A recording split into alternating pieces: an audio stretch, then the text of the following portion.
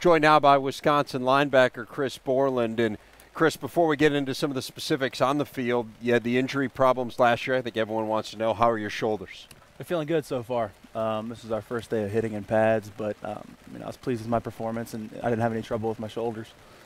Chris, they moved you to middle linebacker from outside linebacker. Biggest change? I think there's some pre-snap stuff that I have to take care of.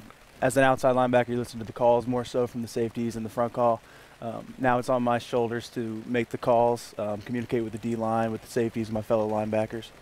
I know you love this game of football. Last year obviously was tough, you being out, but what were you doing to prepare yourself for this year, maybe in the film room and as you watch practice? Well, I anticipated the transition to middle, so I did watch some film. Our defense changed, though, so it wasn't for nothing, but it wasn't exactly the most useful time. But other than that, rehab and the lower body with Coach Herbert, getting in the work you can to get stronger there. Chris, where has your development come the most as a linebacker? I think it's all about coaching.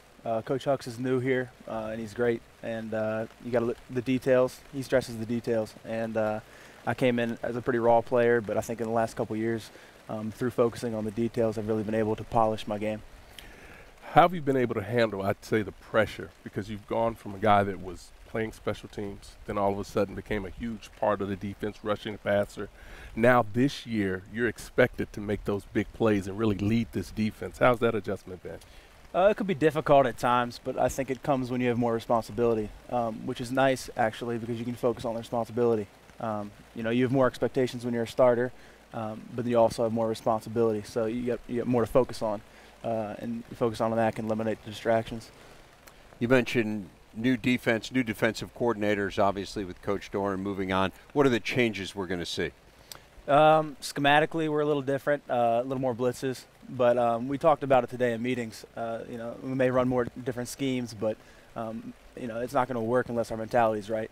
So we're harping being aggressive, really attacking and getting after it.